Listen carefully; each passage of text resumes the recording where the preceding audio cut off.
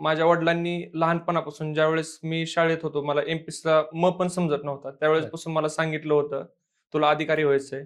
Engineering झाल्यानंतर मी 1 वर्ष private कंपनीमध्ये जॉब केला. हं. 1 वर्ष इंटर्नशिप पूर्ण केली आणि त्यानंतर मी पूर्णपणे जॉब सोडून स्पर्धा परीक्षांची सुरुवात केली. तर मग जॉब सोडून डायरेक्ट स्पर्धा परीक्षेकडे येणं एवढं पॉसिबल म्हणजे शक्य होतं ते? वडिलांनी दाखवलेलं स्वप्न कुठेतरी मला स्वस्थ बसू देत नव्हतं. मुख्य परीक्षेमध्ये मला चांगल्या गुणांची लीड होती. 30 मार्कची लीड होती त्यावेळेस. हं.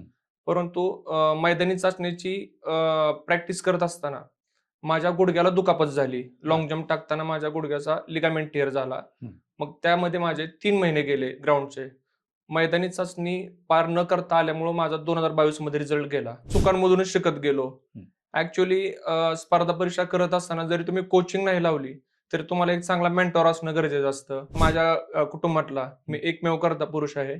म्हणजे मी 12वी मध्ये असताना माझ्या वडिलांचं निधन झालं. ज्यावेळेस मी असं खचायचो, वाटायचं आता घरी जावं किंवा जबाबदाऱ्या आहेत. त्यावेळेस मी विचार करायचो, की असं मोकळं घरी जाण्यापेक्षा जर काहीतरी करून घरी गेलं, तरच आपल्या कुटुंबाचे दिवस बदलू शकतात. कंबाईनची पूर्वपरीक्षा आणि मुख्य परीक्षा ही अभ्यासापेक्षा आपल्या वेळेची परीक्षा आहे. घरच्यांपेक्षा इतर समाजाचा प्रेशर जास्त असतो. कारण काही लोक नावं ठेवतात, पुण्याला राहते, घरचे खर्च करते, काहीच करत नाही. जोपर्यंत तुमचा रिझल्ट येत नाही, तोपर्यंत तुम्ही झिरो असता. सदाशिव पेठेतलं जीवन आहे, सदाशिव पेठेत राहून बघितल्याशिवाय समजत नाही.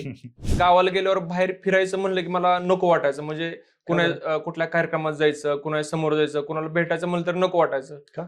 कारण समोर आल्यावरती पहिला प्रश्न होता, की तू सध्या काय करतो? स्पर्धा परीक्षा करणाऱ्या विद्यार्थ्याचं गाव जरी बाहेर असेल, हं. तर त्याची कर्मभूमी पुणेच असते. त्याचा संघर्ष सगळा ह्या रस्त्यांनी, या पेटांनी, या चहाच्या टपऱ्यांनी, लायब्ररीनी पूर्ण त्याचा संघर्ष बघितलेला असतो. त्यामुळे इथं गुलाल घेणं हे सगळ्यात मोठं सुख आहे.